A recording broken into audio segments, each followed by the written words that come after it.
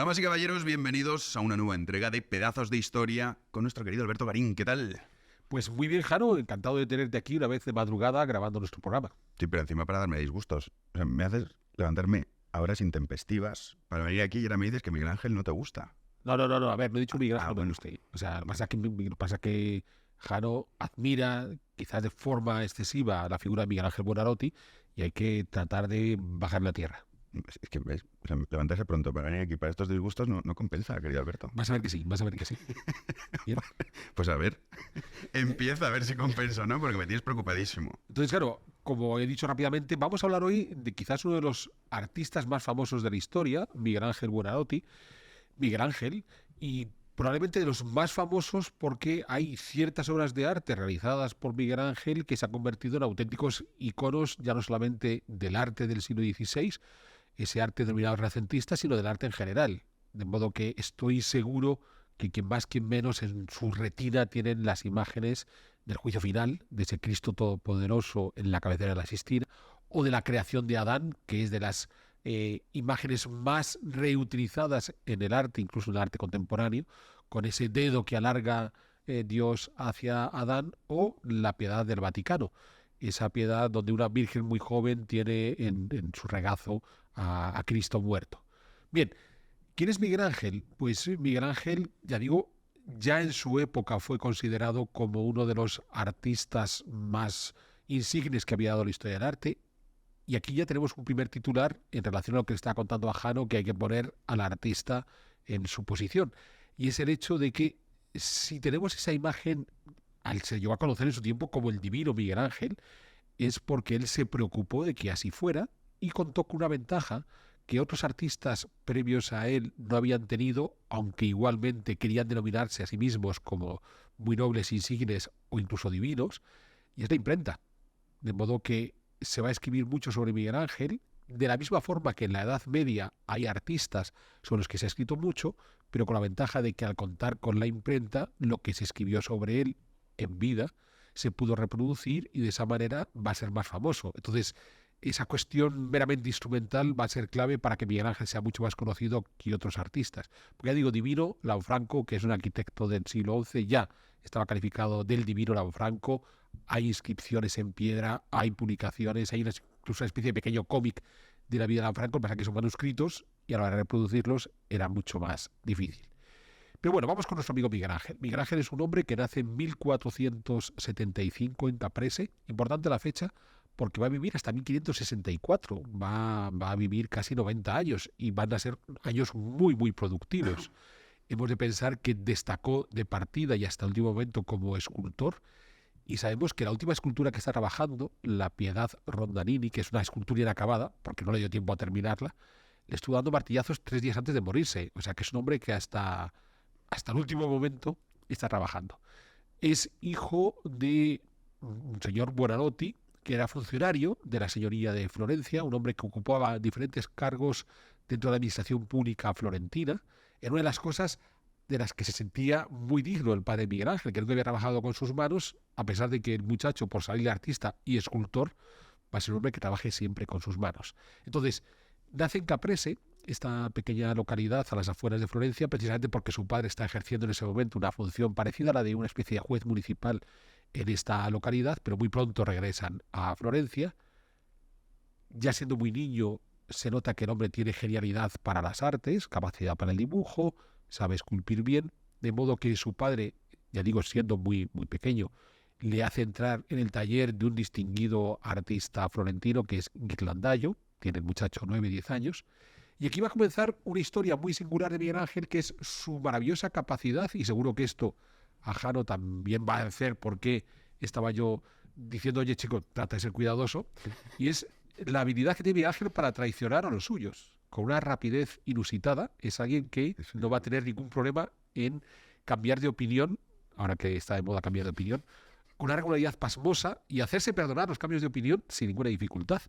Entonces, abandona a su maestro Ghirlandaio cuando es todavía un adolescente, porque en ese momento, en la corte florentina gobernada de facto por los Medici, y en esos momentos por Lorenzo el Magnífico, los Medici eran una familia de banqueros, unos banqueros importantes ya desde el siglo XIV. El primer Medici destacado había sido el abuelo de Lorenzo, Juan de Medici. A continuación viene el padre, Cosme el Viejo, que es el que ya se hace con el poder de Florencia desde 1434, pero llegamos al hijo de Cosme, a Lorenzo el Magnífico.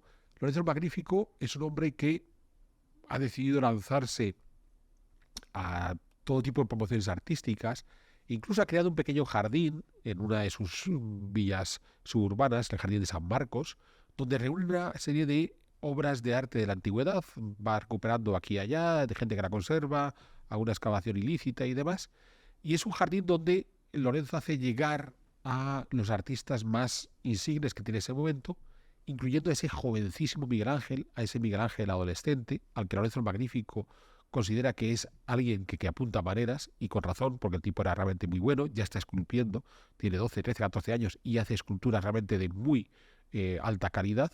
Entonces Lorenzo el Magnífico se lo trae. Y en ese jardín de San Marcos de Lorenzo el Magnífico también va a lograr reunir a un grupo de filósofos, pero aquí seamos muy cuidadosos porque son, digamos, la excepción. Lo habitual no es esta corriente que se produjo en el jardín de Lorenzo el Magnífico, que se mueve en la onda neoplatónica. ¿Qué es esta cuestión de la corriente neoplatónica? El neoplatonismo era un movimiento que ya había surgido al final del Imperio Romano. Plotino es el personaje más destacado en este bajo Imperio Romano, que recuperan toda la movida de Platón. Aquí hicimos un programa que yo invito a ver, un pedazo de historia, la temporada pasada con Eric Graf, hablando del mito de la caverna de Platón. Echen un vistazo si es posible. Pues bueno, dentro de esa obsesión por recuperar la existencia de un mundo ideal perfecto por encima de nuestro mundo, de nuestra realidad, que es profundamente imperfecta.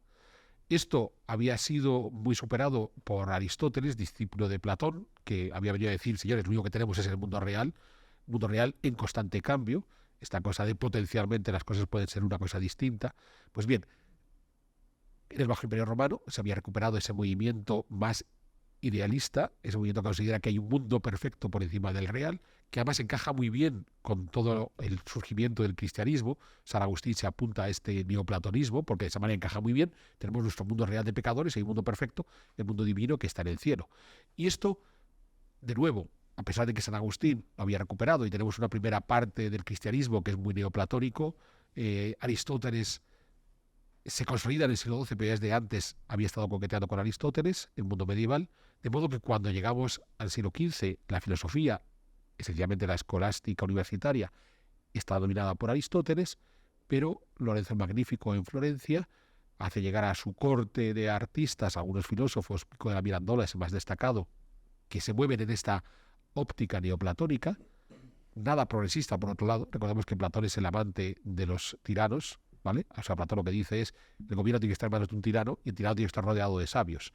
No voy a mirar a Jano, no vaya a ser que esté sonriendo la postura neoplatónica de Lorenzo el Magnífico. En absoluto, no sé cómo ni siquiera se te ocurre. Por eso, bien. Entonces, en esta idea de existe el mundo perfecto es donde se va a educar Miguel Ángel, que va a vivir obsesionado con la posibilidad de, en efecto, él, como artista genial, ser capaz de lograr reproducir ese mundo perfecto que está por encima de la realidad.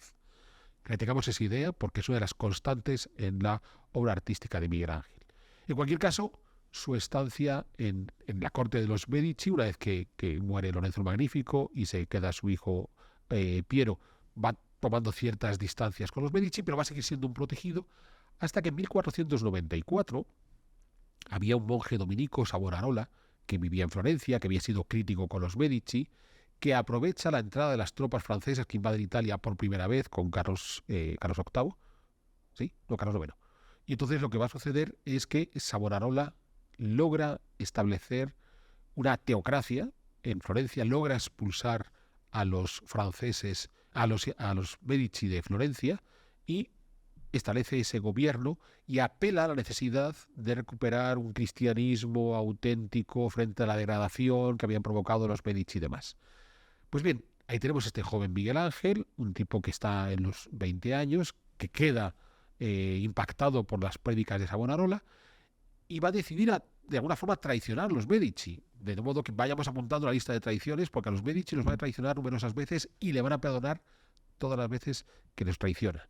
E incluso va a entrar en una crisis de fe diciéndose a sí mismo quizás estas veleidades neoplatónicas de Lorenzo el Magnífico a lo mejor no son del todo ciertas y hay que ser un buen cristiano. A la larga, si el futuro no es un mundo perfecto ideal en versión platónica, sino un cielo o un infierno al que podemos caer si nos comportamos mal, pues a ver qué ocurre, ¿vale? Y tengamos esta idea porque va a ser una de las claves en la vida de Miguel Ángel, ese permanente debate que tener consigo mismo entre dejarse llevar por ese idealismo platónico o ser un buen cristiano. La cuestión está en que lo de Savonarola tampoco le termina de convencer, muy rápidamente se marcha, es cuando empieza a viajar por Italia, acude por primera vez a Roma, en Roma entra al servicio de diferentes cardenales, primero se trabajará para el cardenal Riario, a quien no tendrá ningún inconveniente a vender por otros clientes, en esta habilidad que tiene Miguel Ángel para ir traicionando a la gente que deposita la confianza en él, y es en ese momento en Roma cuando hace una de sus primeras grandes obras, que es la Piedad del Vaticano, que yo citaba antes, la de esta Virgen joven. Hay una anécdota de las miles de anécdotas que circulan en torno a Miguel Ángel y que no tienen que ser todas ciertas, pero que son muy lindas. Cuando termina de hacer la Piedad del Vaticano, le critican que la Virgen es muy joven. Y claro, esa Virgen María que recibe el cuerpo de su hijo Jesús, un Jesús que ya tiene 30 años, pues ya tenía que ser una señora pues madura, no esa muchacha joven que ha esculpido Miguel Ángel. Y Miguel Ángel dice, es que como estaba sin pecado, pues por eso no había envejecido. Así que háganse lo ver ustedes, cuenten sus arrugas y ahí estará el número de pecados que han cometido. Pues bueno, está en Roma, por el camino Savonarola no solamente ha perdido el poder en Florencia, sino además lo han ejecutado en 1498 y se ha instalado un sistema republicano en Florencia que invita a Miguel Ángel a que regrese a Florencia a trabajar. Cuando le hacen regresar a Florencia, le piden unas cuantas obras en un intento de enaltecer esa República Florentina, y aquí vamos a tener otra de las grandes esculturas famosas de Miguel Ángel, que es el David. Entonces, esa gigantesca escultura que viene a ser un canto de la República que ha sido capaz de imponerse frente a los tiranos Medici, como David fue capaz de derrotar a Goliat. Es de esas obras que le consolidan, era un bloque de mármol complejo que había estado trabajado, pero que Miguel Ángel fue capaz de recuperar. Esa fue otra de las dichos de Miguel Ángel muy repetido, esa capacidad que tenía de recuperar el alma que estaba en el interior de las piedras. Y a continuación hay una sala en la señoría de Florencia, la sala de los 500, donde se reunía el gobierno florentino, en este caso el gobierno de la República, que le piden que lo decore con una batalla en la que los florentinos salieron victoriosos, la batalla de Cascina. Y lo simpático es que en el muro de enfrente le van a pedir a otro ilustrísimo artista toscano de estos finales del siglo XV, principios del XVI, Leonardo da Vinci. No sé si a Jano le parecerá un tipo simpático o no Leonardo da Vinci. Sí, también, hasta que no hagas un pedazo de historia desmontándome a Da Vinci también. Leonardo es posiblemente más agradable en su trato personal que Miguel Ángel. Entonces, que los genios suelen ser desagradables. Entonces, bueno, a Leonardo le pide otra cuadro de batallas, que es la batalla de Anghiari. Es todo un debate artístico el que van a plantear estos dos caballeros, porque Miguel Ángel plantea unos soldados aparentemente perfectos, ¿de acuerdo? Y aquí es donde vamos a entrar ya en toda esta óptica que en la Piedad del Vaticano ya empezaba a insinuar, pero que la batalla de Cascina va a insistir más, mientras que lo que Leonardo hace es tratar de imitar la realidad de la forma lo mejor posible. Digamos, simplificando mucho, Miguel Ángel sería una visión platónica del arte y Leonardo sería una visión aristotélica del arte. Bien, lo simpático está en que ninguno de estos dos cuadros llegó a terminarse, así que si ustedes van a la señoría de Florencia no los van a poder ver, y los conocemos por copias posteriores, incluso a una copia del mismísimo Rubens, que tuvo ocasión de ver algún grabado sobre los grabados originales. Ya digo, no se conserva nada original ni de Miguel Ángel ni de Leonardo. Sabemos que de Leonardo no ha de sorprendernos, sobre todo por las propias técnicas pictóricas que empleaban, con materiales nuevos que no siempre funcionaban bien y a veces se les descomponía la obra de arte. Y Miguel Ángel, porque hay unas cuantas obras de Miguel Ángel que no se concluyeron. Es más, hay muchas obras de Miguel Ángel que el propio Miguel Ángel no llegó a concluir y que se acabaron en las décadas o en los siglos posteriores. Queremos seguir mejorando pedazos de historia en nuestro canal Big One Media. Y para eso necesitamos todo vuestro apoyo en nuestro club de socios. De modo que únete a nosotros y así estamos seguros de poder seguir ofreciéndote programas de calidad y además, en algunas de nuestras categorías de socios, nos puedes compartir tus inquietudes en historia y si somos capaces, trataremos de resolvértela. De modo que mira en la descripción de este programa y allí tendrás el link que te va a llevar a esa posibilidad de convertirte en uno de nuestros socios y con ello ayudarnos a seguir mejorando nuestros programas. En cualquier caso, ¿por qué no concluyen las obras para Florencia? Pues porque le vuelven a llamar a Roma. Y le llaman a la Roma del Papa Julio II, este Papa ambicioso, este Papa del que ya hemos hablado en el programa que hicimos del saqueo de Roma, este Julio II, que dirigía en persona los ejércitos papales porque en sus tiempos de cardenal ya había cumplido esa función militar.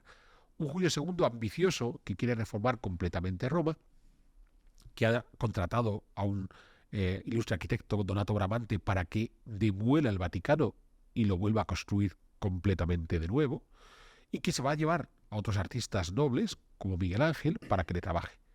De partida, y esto es interesantísimo, a Miguel Ángel, Julio II lo contrata como escultor. Y lo contrata como escultor porque Julio II quiere que Miguel Ángel le haga su sepultura. Una sepultura gigantesca, inmensa, que de haber sido realizada tal cual Julio II se la pidió a Miguel Ángel, habría estado situada debajo de la cúpula de San Pedro.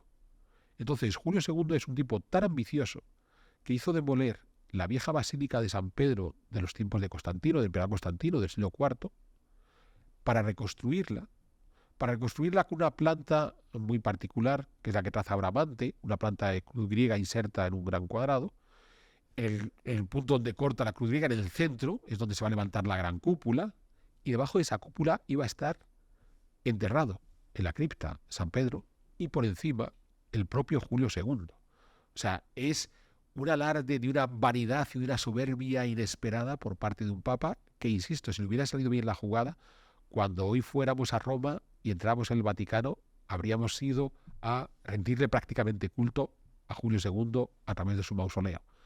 La tumba de Julio II fue un trabajo larguísimo en la vida de Miguel Ángel. Julio II se murió, los herederos que habían pagado a Miguel Ángel. En esto Miguel Ángel es muy habilidoso.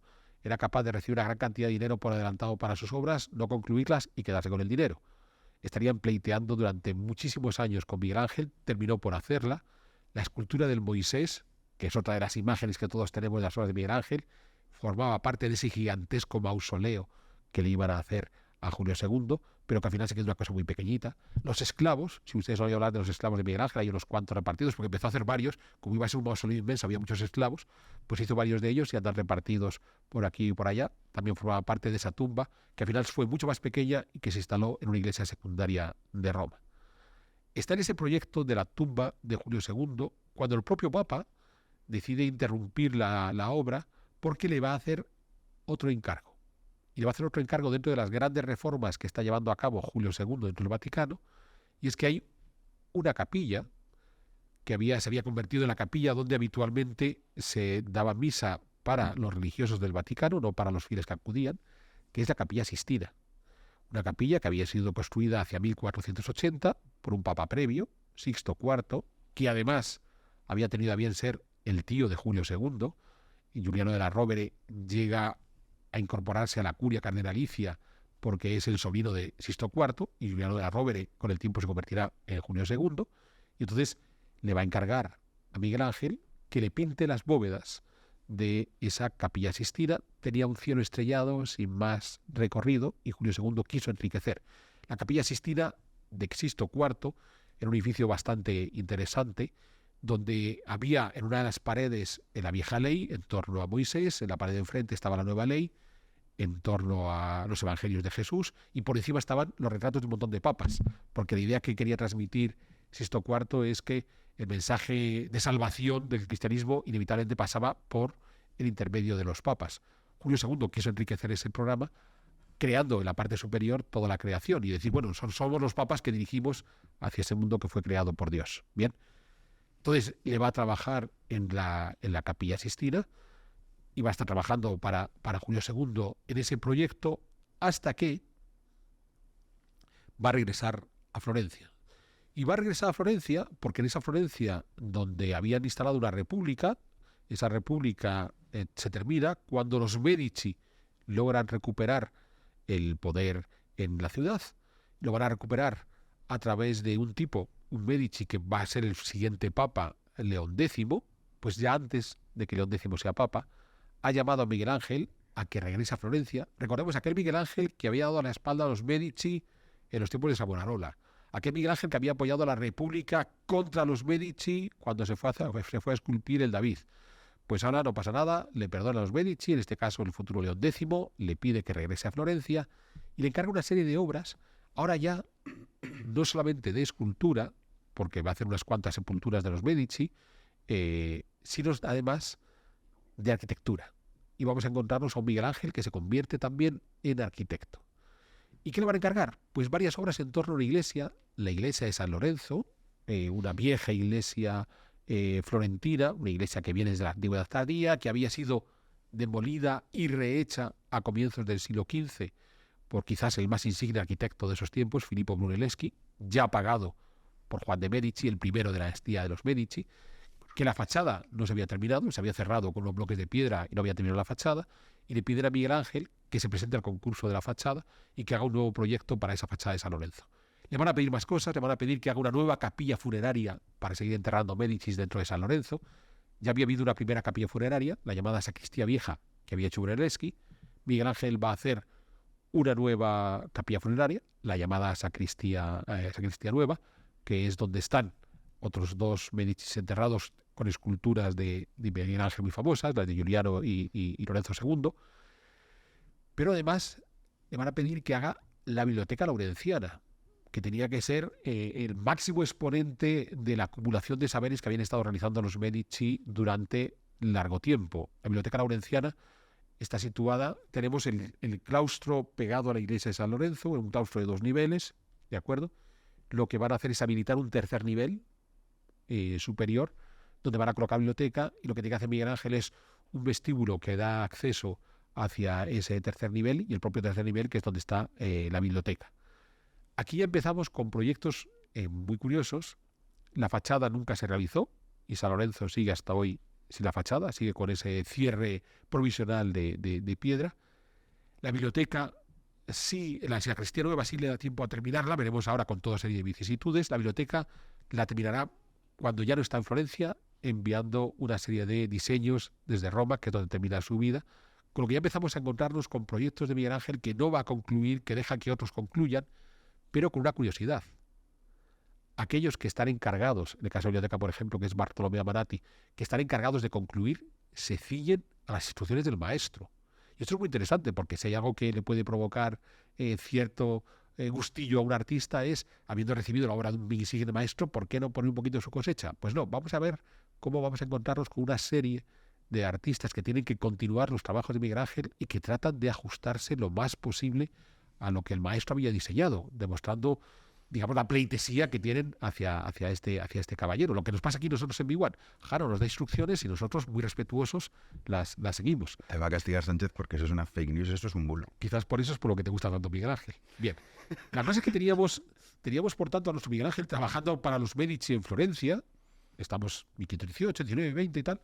Y recordemos, como hemos visto en el programa que dedicamos al saqueo de Roma, que en 1527, cuando es Papa Clemente VII, otro Medici, primo de León X, cuando se produce el saqueo de Roma, los florentinos aprovechan la ocasión para quitarse de encima el dominio de los Medici, porque los papas Medici además son señores de Florencia, y Miguel Ángel, que está trabajando para los Medici en Florencia, que está trabajando para el Papa Clemente VII en Florencia, cuando le llega la noticia de que Clemente VII está encerrado en el castillo de Sant'Angelo a punto de ser liquidado por las tropas imperiales, se une a los republicanos que se sublevan contra los Medici y no tiene ningún reparo en volver a traicionarlos. Entonces recordad que ya les había dado la espalda cuando aquella república con Savonarola, pues les volvió a dar la espalda tras el saqueo de Roma. Pero es más, pasa a formar parte de los líderes republicanos de Florencia, una Florencia que inmediatamente sabe que, a pesar de todo, el Papa logra sus componendas, como vimos en el programa del saqueo de Roma, con el emperador Carlos V. Carlos V envía tropas a Florencia para recuperarle la ciudad a Papa Medici, y a Miguel Ángel le van a encargar que se haga responsable de las fortificaciones de la ciudad y hacer unos diseños de fortificaciones muy interesantes que tendrían largo recorrido en la historia. Vamos a encontrarnos soluciones de cuerpos avanzados y rebellines que se pondrían de moda en el siglo XVIII, pero que Miguel Ángel ya nos está planteando en estos años 1530. Pues ¿sabes lo que hizo Jano Miguel Ángel cuando le encargaron las fortificaciones? No. El ferviente republicano contrario a los Medici recaudó el dinero necesario para construir las fortificaciones y sabiendo que aquello pintaba mal y que los imperiales iban a entrar, agarró el dinero y se marchó. Traicionó a la República de Florencia, se marchó a Venecia con el dinero y dijo, qué mala suerte, pero a mí no me atrapan. ¿Qué sucedió después? Pues que Clemente VII le perdonó. Y dijo, bueno, va, estos pecadillos que uno tiene, de vez en cuando un desliz y estas cosas. A ver, chaval, vuelve a Florencia, que además con el emperador ya nos hemos puesto de acuerdo, vamos a crear el ducado de Florencia, se lo vamos a dar a mi supuesto sobrino Alejandro, que en realidad es mi hijo bastardo, pero no quiero decirlo en voz alta, te juntas así con mi nene y te mira estas cositas que estamos haciendo, la sacristía nueva, la biblioteca y tal. Venga, pelillo está la mar, no ha pasado nada. Bueno, Y regresó, sin ningún problema. Entonces regresa a Florencia. hay que perdonar, el catolicismo se Pero, basa en eso. claro, está basado en eso y le perdonaron. Bueno, Pero no se llevó bien con el duque Alejandro, de modo que Clemente VII, que tenía cierta querencia por Miguel Ángel, le dijo, bueno, va, ya que no te entiendes con mi supuesto sobrino, vente a Roma, que tengo algunos trabajos para ti en Roma, así que no te preocupes. Vamos a darle una nueva mano de pintura a la Capilla Sistina, ¿vale? Porque la cabecera que tenemos a Sistina no me termina de convencer, es historia de la Virgen, de Perugino y tal. Así que te voy a encargar que me repintes la cabecera, que es el famoso juicio final de la Capilla Sistina, con lo cual en realidad se cerraba todo el ciclo de la Sistina. O sea, teníamos la creación, teníamos la vieja ley, la nueva ley, los papas como intermediarios entre los fieles y la salvación, y por fin el juicio final. Es cierto que cuando llega a Roma ya se ha muerto Clemente VII, pero el nuevo papa, Paulo III, de la familia Farnesio, que había sido cardenal de la curia romana desde mucho tiempo atrás, le recibe con los brazos abiertos, de modo que allí llega Miguel Ángel, 1534 a Roma, y llega y dice, aquí me quedo, ya no quiero volver a Florencia, me caen mal los florentinos. ¿Qué te parece? O sea, después de todas las que ha montado el día los florentinos, tiene la relato y dice, pues mira, ya me quedo aquí, no quiero volver, me caís mal. Bien, no me habéis tratado como yo me merezco. Y todo por haber hecho algunos pecadillos ahí con los dineros. Tampoco es para que me tratéis así. Bien, así que a partir de ahí se va a quedar viviendo en Roma. Miguel Ángel ya tiene conciencia de dónde ha llegado. Después de todo ha conseguido que unos cuantos papas le perdonen por sus canalladas. Y quiere construirse una imagen todavía más potente en la ciudad, sobre todo porque tiene un problema. Es cierto que le han invitado, está allí trabajando en Roma, pero él no dirige las obras del Vaticano, que es lo que le gustaría poder hacer.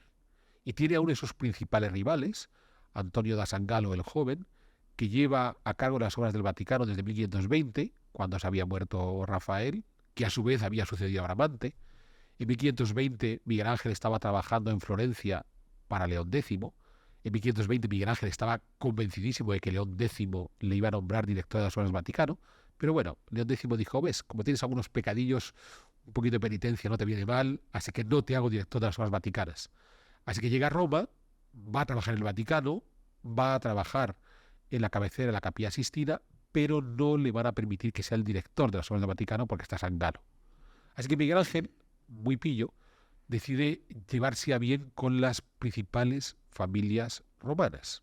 Y aquí vuelve una familia que ya mencionamos en el saqueo de Roma, la familia Colonna, porque vimos a un cardenal Colonna, que fue uno de los que estuvo a la cabeza del saqueo de la ciudad, y se va a enamorar de una de las más insignes representantes de la familia Colonna, que es Vittoria Colonna, aunque Miguel Ángel era, no vamos a decir abiertamente homosexual, porque en esta época nadie era abiertamente homosexual, pero sí le gustaban más los chicos que las chicas. Tiene una especie de amor platónico, y nunca mejor dicho, porque era muy platónico Miguel Ángel con Vittoria Colonna, pero dentro de todos esos movimientos que Miguel Ángel tiene para reforzar su figura. O sea, su interés está en yo quiero ser la puratos con flema de esta ciudad, y si hace falta que seduzca a la representante de unas más insignes familias de la ciudad, pues me pongo manos a la obra. Y es cuando comienza esa relación epistolar intensa. Miguel Ángel escribía muy bien, o sea, hay que reconocerle que además de ser un increíble escultor, un pintor muy interesante, un arquitecto muy dotado, también era un buenísimo escritor.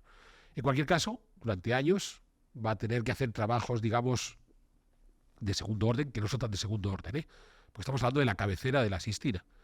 La cabecera de la Sistina es muy interesante, el juicio final, porque yo ya he estado contando cómo desde su juventud se ha vuelto neoplatónico, busca los cuerpos perfectos.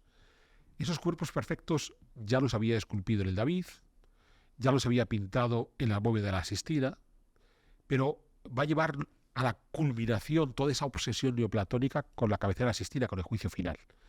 Claro, a lo mejor los espectadores me dirán, yo es que miro las pinturas de Miguel Ángel, yo miro las imágenes del juicio final, y se lo puedo preguntar a Jano qué piensa él, si le termina de satisfacer o le parece que estos cuerpos de culturistas, plan Schwarzenegger del juicio final, le parecen un poco exagerados. Bueno, sí, un poco exagerado, sí que son. Lo son. Y en realidad es muy curioso, porque para la época de Miguel Ángel esos cuerpos no existían. O sea, hoy sí existen porque existen los culturistas que, mediante una serie de procesos de gimnasia y una cantidad de cosas que se toman, desarrollan ese tipo de musculatura. Miguel Ángel es consciente de que está haciendo algo que no existe, que es irreal. Pero no ha de sorprendernos, porque él está buscando un mundo perfecto. Eso que le habían dicho que según Platón tenía que ser ese mundo de realidad absoluta. Entonces, ¿qué es lo que va a suceder? Que va a llevar al máximo toda su obsesión, porque lo que quiere hacer Miguel Ángel es que consigamos a través de esas imágenes entender cómo podía ser el mundo perfecto neoplatónico. Entonces, si nos chocan las imágenes de la Sistina, Miguel Ángel quería que chocaran, porque nos estaba contando, ojo, sabed que yo estoy dibujando el mundo perfecto, el mundo que no existe. De modo que lo que vais a ver ahí no se corresponde a absolutamente nada. Bien, otro elemento importante de la Sistina es que sus cuerpos estaban desnudos, pero no es el hecho de que estén desnudos, sino que van a estar en las posiciones más inesperadas que podamos imaginar, porque uno de los objetivos que buscaba Miguel Ángel era demostrar que era capaz de pintar el cuerpo humano en las ubicaciones más inesperadas, tendiendo los músculos hasta un grado de tensión completamente inesperado. Y esto va a ser uno de los grandes legados que Miguel Ángel va a dejar en la historia del arte. Serán muchísimos los artistas que en generaciones venideras, cuando quieren dibujar el cuerpo humano, cuando quieren entender cómo se pinta el cuerpo humano desnudo, podrían haber hecho pruebas a partir de modelos una y otra vez, o directamente ir a la Sistina, copiar a Miguel Ángel y de esa manera entienden muy bien cómo funciona el cuerpo desnudo. Es muy interesante porque tenemos un ejemplo conocidísimo que es el de Velázquez. A Velázquez le acusaban de ser un gran retratista, pero ser muy malo para dibujar los cuerpos, en cierta medida porque su maestro trataba de evitar el dibujo al natural de modelo y tal, o sencillamente porque no había sabido cómo resolver este tipo de dibujos. Después de que Velázquez viaja a Roma y visita la Sistina y ve en directo los cuerpos de Miguel Ángel, Velázquez, el grandísimo Velázquez, aprendió a dibujar cuerpos desnudos y es fantástico. Porque, claro, la fragua de Vulcano, por ejemplo, es posterior a su viaje a Roma y ahí tenemos un ejemplo de cómo Velázquez fue capaz de utilizar las enseñanzas de Miguel Ángel en la Sistina. Entonces, Miguel Ángel va a ser fundamental en el caso de la pintura, por ejemplo, por esa capacidad que tiene de explicar cómo dibujar el cuerpo desnudo. Veremos que en el caso de arquitectura, porque se inventó muchísimas cosas. Bien, decíamos que estaba en Roma, termina la Sistina, el Papa Paulo III le va a hacer otro encargo, que va a ser la reforma de la plaza del Capitolio. El Capitolio es una de las colinas de Roma, en el Capitolio está el Palacio de los Senadores, que vendría a ser el equivalente al ayuntamiento. De forma histórica, desde allí se gobernaba a nivel municipal la ciudad de Roma, y lo que le pide es que reforme la plaza, y atención, Miguel Ángel va a cometer un auténtico delito, un crimen mayor. Estoy seguro que Jano no era consciente de lo que Miguel Ángel hizo en el Capitolio, pero es una cosa que los arquitectos contemporáneos estarían escandalizados si son conscientes de lo que Miguel Ángel hizo. En el Capitolio, ya digo, estaba el Palacio de los Senadores, que separaba la cumbre del Capitolio del Foro, que se queda a las espaldas del Palacio de los Senadores, y a un lado estaba el Palacio de los Conservadores, que viene a ser como los asistentes del gobierno municipal. Entonces, los conservadores tenían su propia sede, ¿vale? Y en el otro lado de la plaza, es una plaza, digamos, aunque Miguel Ángel establece un trapecio, vamos a pensar como si fuera un rectángulo, entonces tenemos, por un lado, el edificio que mira al Foro, ¿vale? A otro lado el Palacio de los Conservadores, al otro lado está una iglesia, la iglesia de Santa María en Inaracoeli, y ya por el otro lado lo que tenemos es la bajada de la colina hacia la actual Plaza de Venecia. Bien, estos son los cuatro lados. Miguel Ángel quiso hacer un espacio regular, un espacio homogéneo. ¿Cómo lo va a conseguir? Reforma el Palacio de los Conservadores, le cambia la fachada, hace una fachada simétrica, reforma la fachada del Palacio de los Conservadores y enfrente, y atención, enfrente, de forma simétrica, replica la plaza de los Conservadores y levanta una fachada, la del hoy llamado Palacio Nuevo. única y exclusivamente una fachada. Eso es lo que la arquitectura contemporánea llama fachadismo, que es cuando tú mientes porque ofreces cara al público en la ciudad una fachada que no se corresponde con el interior. Por ejemplo, cuando tú vas paseando por Madrid y los viejos edificios históricos del siglo XIX los vacían por completo y los construyen de nuevo pero dejan la fachada. Eso es un crimen, dice la arquitectura contemporánea. O sea, ¿cómo se atreven a dejar una fachada falsa? ¿Cómo esa deshonestidad arquitectónica?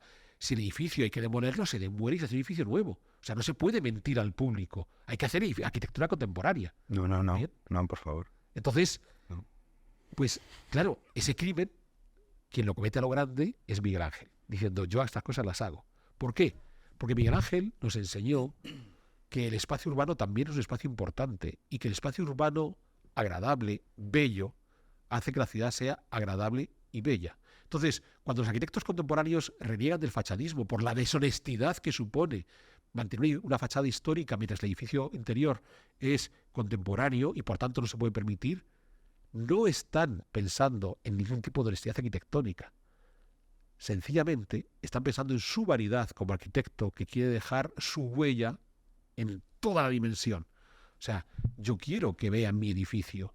Y si mi edificio choca con el barrio, pues mucho mejor, porque así la gente se da cuenta que he pasado por aquí. Pues bueno, Miguel Ángel, que era un gran vanidoso, bastante soberbio, sin embargo hizo esta lección tan interesante de soy consciente de la necesidad de crear espacios bellos en la ciudad, así que hago fachadismo sin ningún problema. Hay otros ejemplos, y si tenemos ocasión en algún otro pedazo de historia lo hablaremos, porque el monasterio del Escorial, Juan de Herrera hizo un ejercicio de fachadismo también espectacular. No sé cuánta gente se ha dado cuenta que la fachada que uno ve al exterior no corresponde con la distribución interna, y que hay veces que vas subiendo por las escaleras interiores y te encuentras que el forjado de la escalera cae a mitad de ventana. ¿Por qué? Porque Juan de Herrera entendió la lección de Miguel Ángel. El espacio urbano es un espacio importante, posiblemente más importante que el espacio interior. Bueno, esta es la gran lección del Capitolio. En cualquier caso, tenemos a nuestro Miguel Ángel ambicioso, que en 1546 se muere Antonio da Sangalo. De modo que quizás ese día, por fin, a Miguel Ángel le pueden hacer maestro de las obras vaticanas.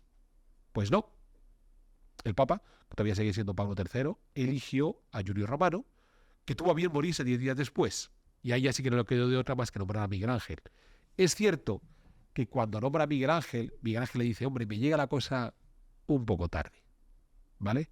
O sea, Miguel Ángel para esa época tiene ya más de 70 años y se dice, ostras, esto va a ser muy duro con mi edad enfrentarme a las obras del Vaticano. Pues oye, no importa, porque en los 20 años que le van a quedar de vida, casi 20 años, 18 años, va a trabajar como no había trabajado nunca antes. Y si tenemos una cantidad de obras conocidas de Miguel Ángel antes, después de ser nombrado director de las obras vaticanas, tendremos otro buen montón de obras. Entonces, ¿qué vamos a tener aquí? Pues va a trabajar en el propio Vaticano, recuperando las soluciones de Bramante para crear esa gigantesca cúpula, que él no va a ver terminada, se la va a acabar Giacomo della Porta.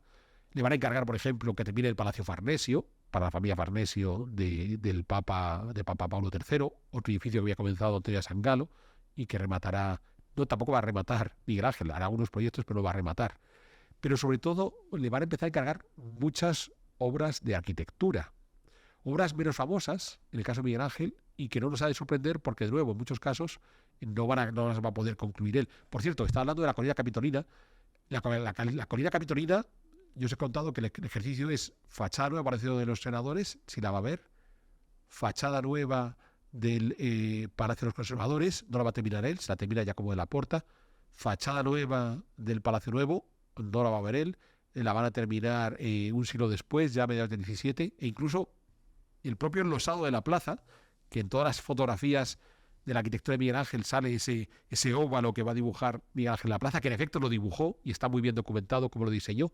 Eso se va a construir a principios del siglo XX. Para que veáis las obras de Miguel Ángel y lo que tardaron en construirse. Y ojo, que cuando se hace el enlosado de la plaza de la Colina Capitolina, lo hacen tal cual lo había dejado dibujado Miguel Ángel. O sea, respetan al maestro incluso 4 siglos después. Pues bueno, decía, hace un montón de obras de arquitectura, ya en esa ultimísima etapa de su vida. Entonces aquí, por ejemplo, va a estar la capilla de los Sforza de Santa María la Mayor, una cosa curvada y contracurvada, la planta de San Juan de los Florentinos, que Giacomo della Porta, ese sí que lo va a respetar, porque es una locura. Si veis la planta, el proyecto de de Miguel Ángel para San Juan de los Florentinos es una planta circular de la que le salen 8 brazos curvados, bien, o la Porta Pía, que se la va a hacer para Pío IV, que es así que se conserva, aunque tampoco la va a terminar él, donde hace una locura de frontones quebrados y mete un frontón dentro de otro frontón, una puerta dentro de otra puerta. Claro, todo esto que estoy contando ahora mismo aquí os puede recordar a esas cosas que los libros dicen que es barroco. Y en efecto, todo eso es barroco, según los libros. Pero lo hace el más insigne artista del Alto Renacimiento. Lo que viene a demostrar dos cosas. Uno, que las categorías estilísticas de los libros de historia del arte sirven para poco cuando se enfrentan a la realidad. Y dos, que Miguel Ángel, en su obsesión por perdurar en el futuro, entendió que tenía que hacer, igual que había hecho con la figura humana, que le había dibujado en todas las posturas posibles, de modo que cualquier artista en el futuro, sí o sí, tendría que ir a estudiarle a él para poder hacer algo, pues se dijo, pues voy a hacer todo el repertorio de arquitectura clásica, lo voy a retorcer en las formas más inverosímiles, porque de esa manera cualquier arquitecto que en el futuro quiera utilizar lenguaje clásico, me va a copiar. Y es muy llamativo, porque yo os invito a que busquéis la planta de la Capilla Sforza o la planta de San Juan de los Florentinos, o que le echéis un vistazo a la Porta Pía, porque en efecto, mucho de lo que vamos a encontrar de los arquitectos barrocos del siglo XVII, los Bernini, Borromini, Cortona, Guarini y compañía, va a ser muy difícil que estos tipos hagan algo que no hubiera diseñado o construido previamente Miguel Ángel. Porque es tal su obsesión por la eternidad que ha decidido aprovechar hasta el último día de su vida para generar una cantidad de obras de arte tan extravagantes, porque incluso el término extravagante es el que va a utilizar uno de sus biógrafos, Vasari. La Porta Pía es muy simpático porque cuando el Papa le pide la porta, él diseña, y Vasari dice, le presentó al Papa hasta 3 diseños claramente extravagantes. El Papa eligió el que era más barato. Ya está. No iba a discutir con Miguel Ángel a estas alturas del partido.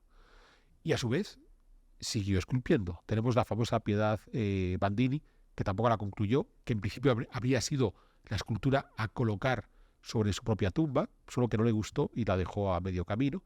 Y luego está la famosa Piedad Rondanini, que ha sido muy utilizada por los historiadores, algunos historiadores del arte como ejemplo de una especie de escultura abstracta, Miguel Ángel mirando hacia la modernidad más absoluta, hacia la vanguardia. No, es abstracta porque no la terminó, no le dio tiempo. O sea, la cabeza de Jesús y de María está inacabada, pero porque no le dio tiempo a terminarla. Pero fíjense, por ejemplo, las rodillas de Cristo, las rodillas están perfectamente acabadas, ¿eh? Es por donde andaba el chiquillo trabajando el día que se muere ahí, con 89 años, y por eso es por lo que no le dio tiempo a terminarla.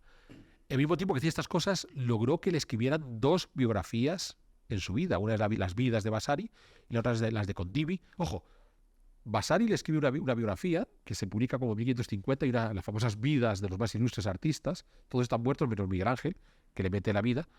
La lee Miguel Ángel, no le convence del todo y le pide a un colega que reescriba. Le diga, oye, mira, esto que me ha escrito Vasari no me gusta. Escribe. A ver, amigo Condivi, escríbeme otra. Entonces le escribe otra.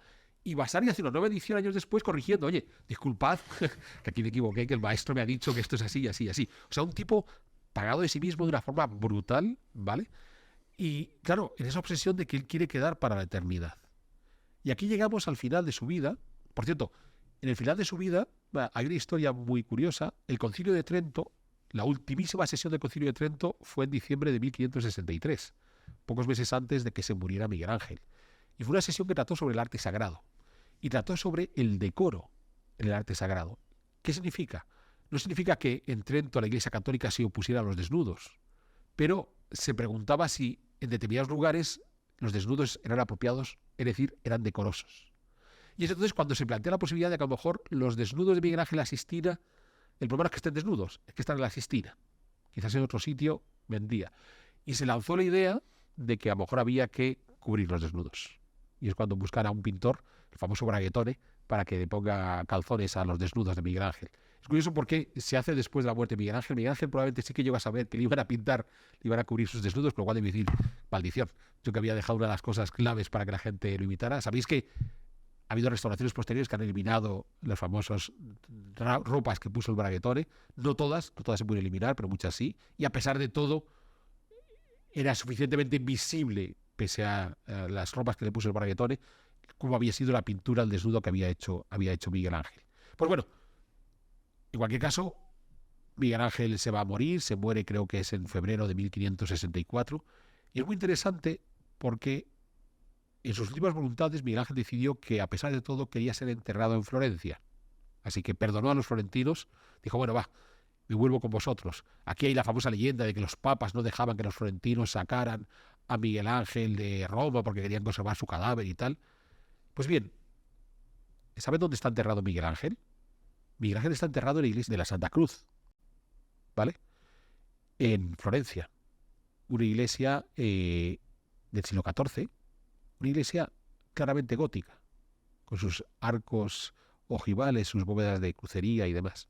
Es cierto que el mausoleo de Miguel Ángel está hecho por Vasari en parte y utiliza el repertorio clásico del propio Miguel Ángel, pero es muy llamativo porque en aquel famoso debate que yo os decía al principio de su vida, entre ser neoplatónico y apuntarse a estas modas de la belleza perfecta que le llevó a hacer el David, que le llevó a hacer el Juicio Final y este tipo de cosas, o su miedo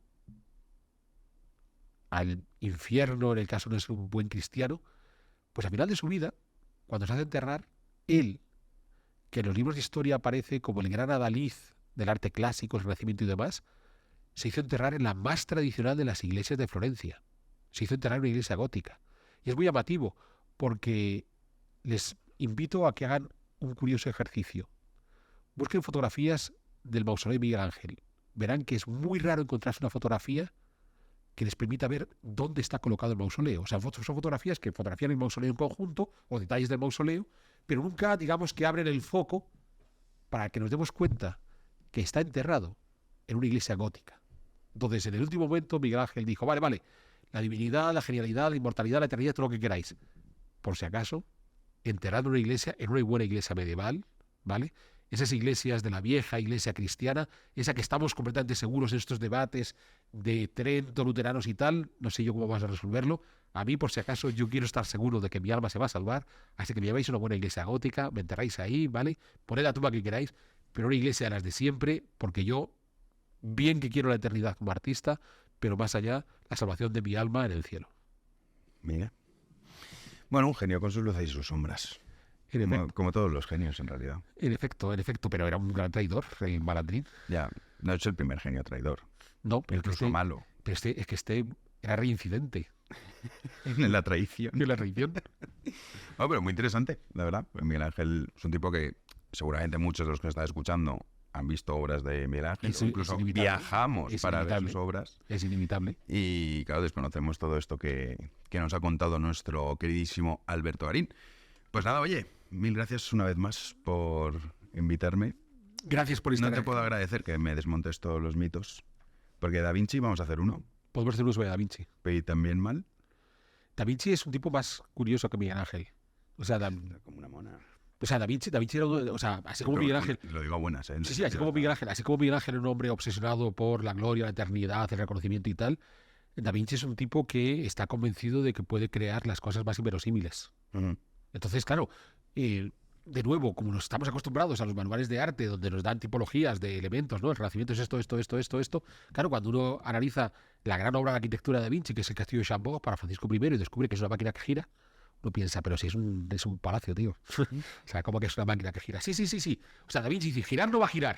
Pero si girase, voy a colocar aquí un par de ejes para que rote uno sobre el otro y uno nunca sabe. Entonces, claro, uno ve esas cosas y dice, ostras, claro, cuando uno salta 5 siglos y se va a Le Corbusier, la máquina de habitar y tal, dice, ¿no ves que la máquina de habitar? O sea, lo de Le Corbusier era un ejercicio parvulario comparado con Da Vinci, que dijo, no, yo te hago una máquina, y la máquina gira. O sea, no va a girar de momento, pero si podemos, la hacemos girar. Y los inventos de Da Vinci. Sí, pero por eso, es que claro, pero es que tú puedes inventar a un señor volando, que es una de las opciones de Da Vinci, pero es que querer hacer girar todo un castillo, es decir, joder, allá sí que no sé qué parque se fumó, pero que hierba de buena calidad. Bueno, Alberto, antes de despedir, ¿tienes deberes para tus oyentes? Pues tenemos deberes porque ya se han convocado los premios iVoox 2024 a los podcasts más valorados por los oyentes. Y lo que os vamos a pedir es que, aunque nos sigáis a través de YouTube, sé que también tenemos una gran cantidad de seguidores a través de iVoox, acudid todos, por favor, al enlace que os vamos a poner en la descripción de este programa, donde podéis votar a esos podcasts que más os gustan en el premio iVoox 2024 y votad por Pedazos de Historia, este programa que hacemos en Big One. Y además yo voy a aprovechar para hacerme publicidad a mí mismo. Claro que sí. Y también os voy a pedir que votéis mi propio podcast que se llama Sierra de Historias. Podéis dar todos los votos que queráis a todos los podcasts que queráis, no solamente a estos dos, Hombre, no. pero a estos dos serían a los que mejor nos vendrían que apoyarais. Sí, porque además si gana Alberto, te regalan una casa en Benidorm, un piso. En realidad no te dan una casa en Benidorm, te dan una placa muy bonita. Y la ventaja que tengamos una placa es que como Jano considera que la mesa no está suficientemente Le llena, falta decoración. podremos incorporar las placas de ganadores, Claro, el trofeo. bien, de mejor podcast de los premios iVoox 2024. Así que ya lo sabéis, tenéis el enlace en la descripción del programa, entráis y votáis por Pedazos de Historia y ya que estáis también por Sierra de Historias.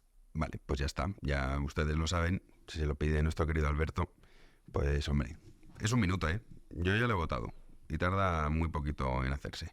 Así que insistimos que dejamos el enlace para que a ver si Alberto consigue ese galardón para que puedan ustedes votar, a pesar de que no nos estén escuchando en iVoox, o nos estén viendo en YouTube. Es un segundo. Bueno, los genios que ven cosas donde nosotros no los vemos. Eso es. Así que nada, mil gracias, querido Alberto. Y pues, gracias a nuestro público, recordarles una vez más que agradeceremos todavía de forma más entusiasta si nos apoyan haciéndose socios de nuestro canal de Big One.